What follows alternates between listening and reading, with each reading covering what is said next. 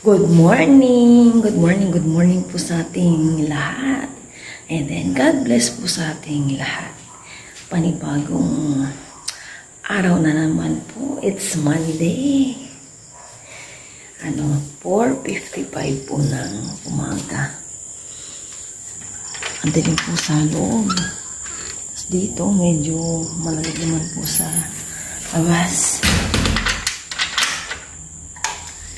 Yan. Tama na yung isang ilaw.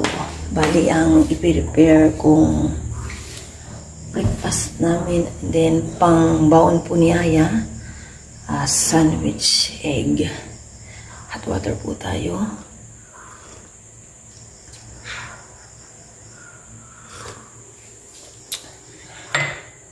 Naglabas na ako ng egg. Ito na yung egg.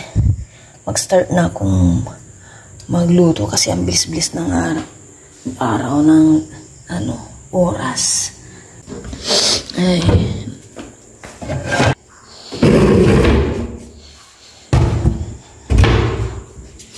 Basan ko na. Salang ko na. Yung egg pala hindi ko pa na-prepare. Dito ko na ilagay yung egg para madip ko ng ayos yung dalawang egg.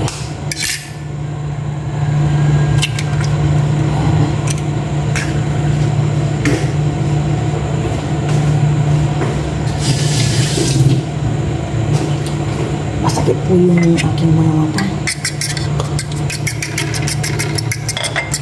Nagpatak na.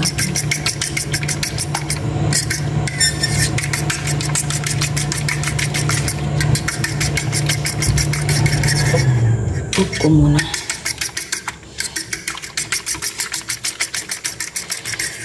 Lagyan ko ito ng kunting asin para may lasa.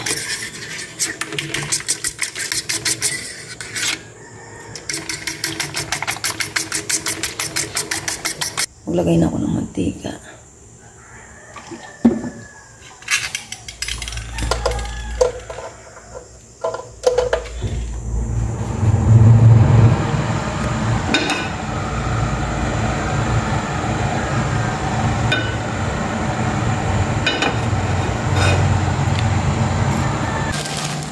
Ito na yung bread.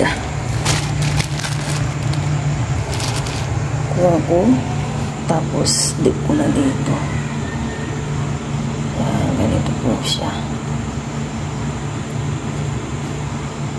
Malinis naman yung aking kamay. Yan. Hindi pa mainit. Maya-maya pa. Patuloyin ko muna. Saka ko ilagay. Yan, lagay ko na. Yun.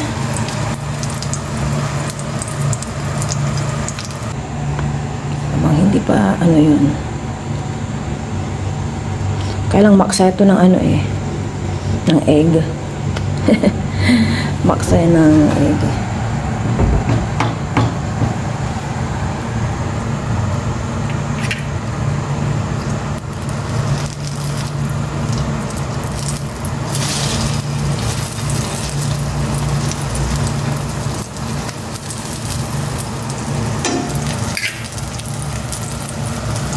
Ang bread egg ni Aya. Bali, 5 lang yung maano ko. Ito. Sinipsip po siya talaga ng bread yung egg.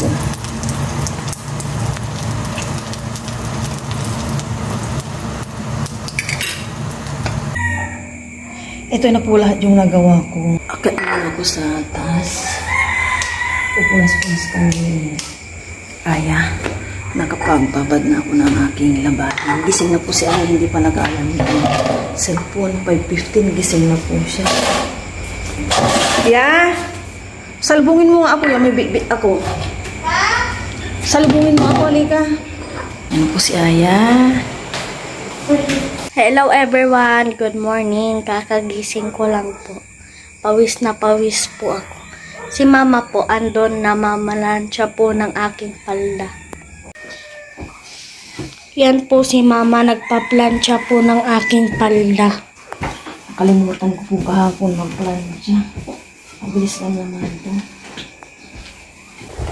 Kakatapos lang po namin maligo ni mama. Ito na po yung niluto po ni mama. Anong tawag nito? Bread. Bread egg. Wow. Of course, mula kami ni Ana. Kita mo kami ang nilang yung children. Kamis na. Breakfast po tayo. Kain po. Pero halo-haloin ko po muna itong Quaker Oats. Kasi hindi pa po masyado nakan. Tikman po natin. Masarap din po.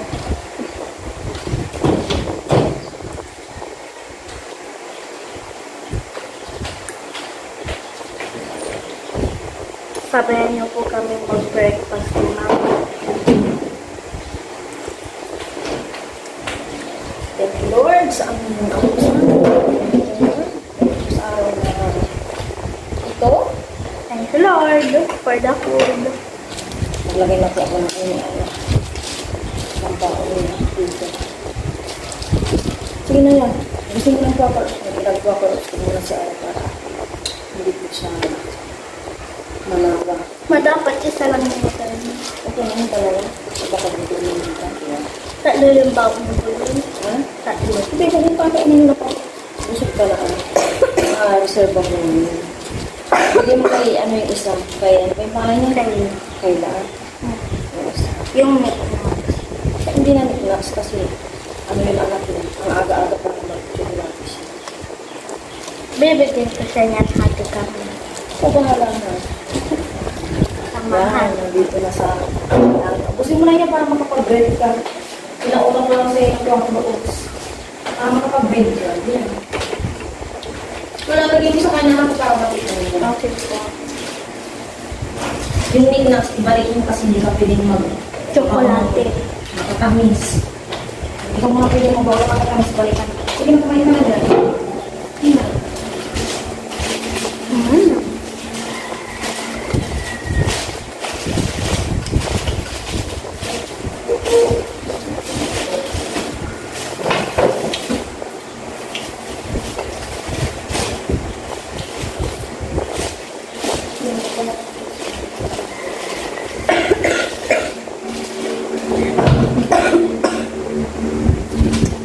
Kain na po tayo, ma. Sige lang na, isip ko yung mga.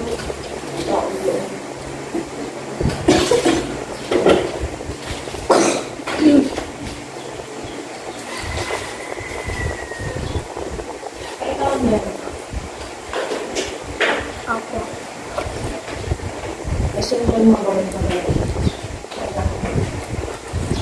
Ka na siguro makipag-ceremony muna. Kasi inuubo ako. Natapasang na ako dito. Busin mo muna yung Quaker Oats. Mula ko muna kaya ayaw ang Quaker Oats bago yung Bread and si bread, maano yan eh. Tapos kami lang ito.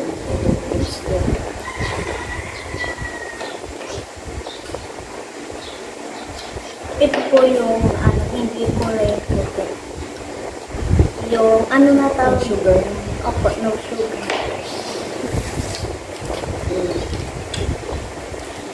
Nutri Plus advantage high in fiber with vitamins and minerals. Kung wala siyang cholesterol free food, kaya yung binibili ko siya ng brand. Lagi-lagi. Sige na kumain ka. Tapos na po kami nag-breakfast po ni mama. Ngayon naman po, magsusus na po ako. Nakamedyas na po ako kanina. Papo. Magsusus na tayo.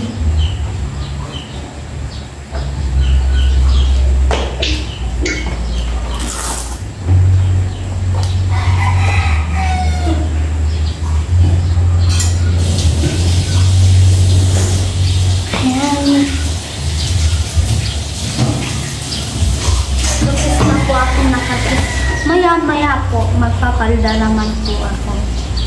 Papasok na po ako sa school. Si mama pong maghatid po sa akin. Inipitan na po ako ni mama. Ready na po ako pumasok. Hatid ko na po si Aya, and then pag uwi ko po, maglalaba po ako pagka hatid kay Aya. Sobrang init na naman po sa labas. Nakauwi na ako dito sa bahay at naka-change outfit na para sa paglalaba. Pwes na pwes ako kasi pagdating ko kanina, bihis agad, and then nagwalis-walis na ng konti. Mamaya na po ulit. Bisi-bisihan muna ako sa paglalaba kasi grabe po yung init ng ngayon panahon. Kakatapos ko lang po naglaba ngayon muna po, and then itong kanina green egg hindi namin naubos ni Aya. Tira pa. Masakit po kasi yung aking dyan. Ngayon na po tayo. Anong oras na ba? 9:30 pa ba? Maya luto na ako. Madali lang naman yung aking iluluto. Namin pang ulam sa lunch. Adobong katanya.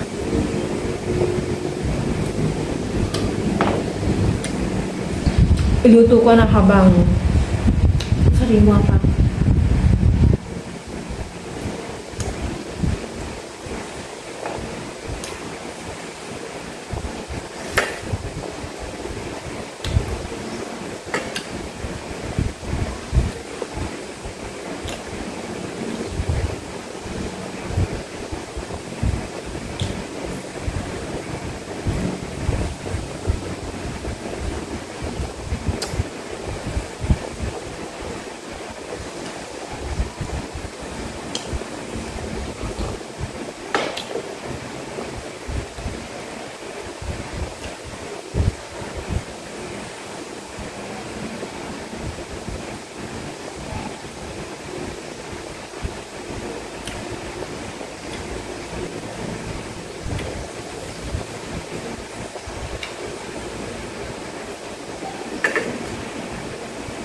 Tapos na akong nag-merienda, kaya prepare na ako ng aking panggisa sa adobong atay. Prepare ko na akong bawang tsaka sibuyas.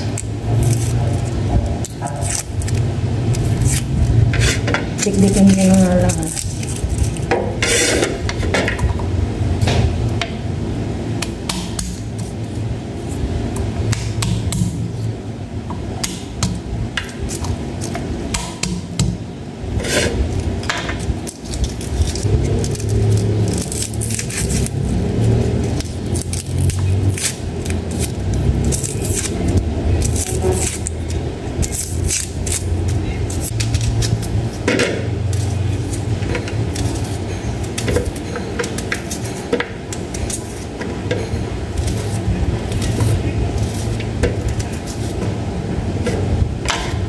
Ito na, hugasan ko na lang yung atay para makapag-umpisa na maggisa.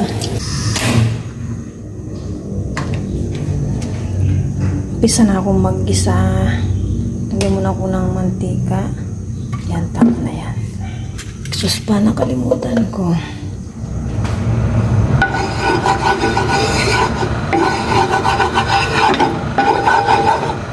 Gisa ko na itong bawang.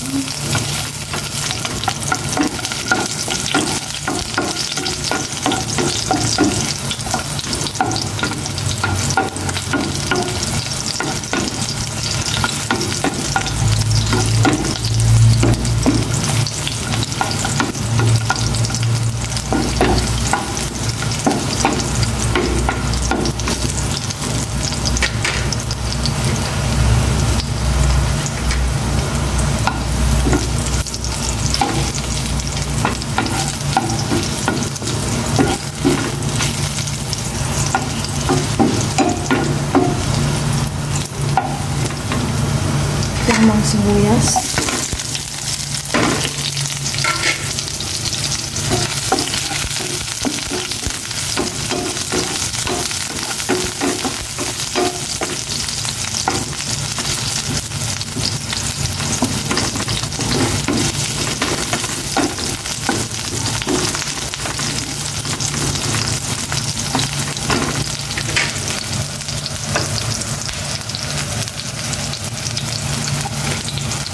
Lagay ko na itong atay at balunan para mag-isa.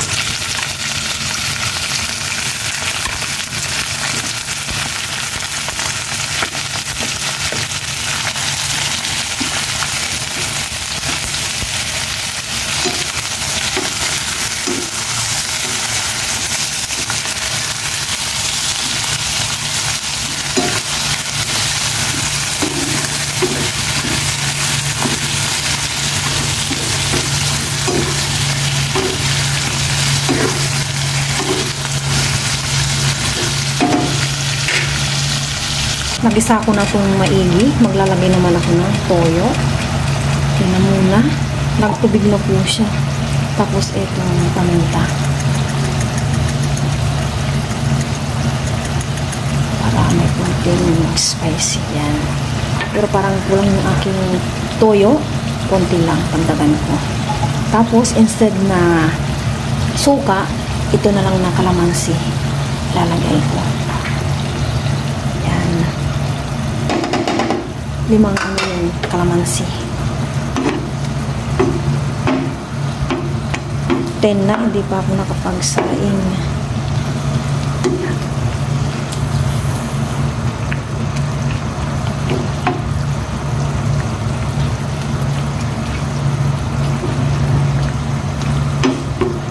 Kusa na itong nagtubig, wala akong nilagay na tubig.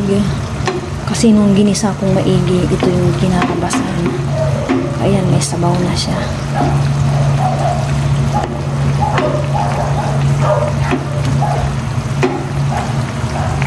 Tikman ko kung okay ng lasa.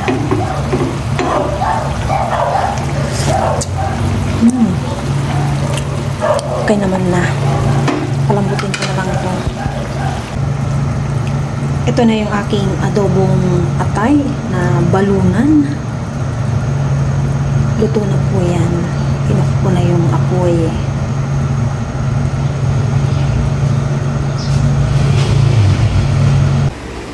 Kain na po kami ni Aya ng lunch. Sabay na po kami. Parang pagod na po yung boses ko. Ang init-init po kasi. Kain po tayong lahat. Pero bago po yung pray muna po. Lord, maraming salamat po sa araw na ito. Sa mga panahalaan namin. Thank you po. That's it, that's it. Dito po yung parang kalamigan agad. At super lupon. Ginawa ko po si Aya ng kanyang kalamansi at saka kinaskas na luya para maagapan po yung kanyang ubo. Kasi nahawagan niya po siya sa kabilang bahay. Kilalanan ko po kasi dalawa dyan may trangkaso. Pero magaling naman na sila. Magaling na ubo na lang. Nagpermi kasi si Aya nung nakaraan at saka nasa kwarto din siya. Kasama yung may mga kain na. Okay. Cheers po, ma. Hindi na na. Ito na lang siya. Back to normal. Ako na po mag-akin sa ni Aya araw-araw. Kain po. Cheers. Thank you, Lord. Una po para po sa inyo. Kain po kayo. Sarap. Sarap. Okay.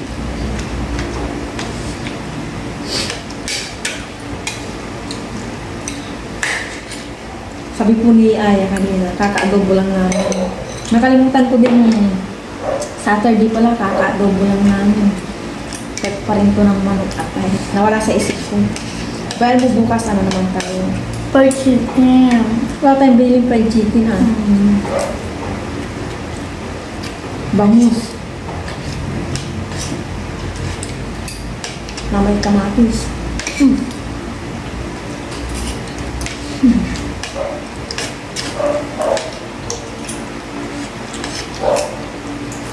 Kaya upo. Upo na, sabi na. Okay. Sabi ni nanay, ang laki-laki daw ng upo namin. Pag naluto na, tumalit na, wala na.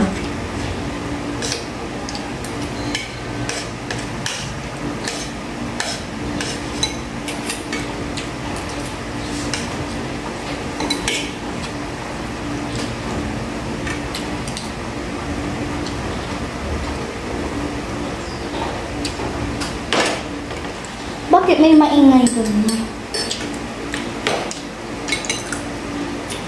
May gumagawa ng bahay. Ano to, bakit kulay black? Doon. Tayo, wala yan.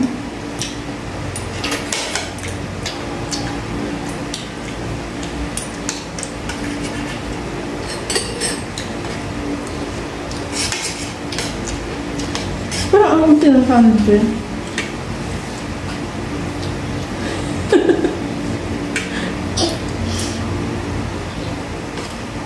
Bakit may buto ng kalamansi yung adobo? Kasi nilagay ko dito yan. Kalamansi instead ng suka. Sarap, no? Uh-huh.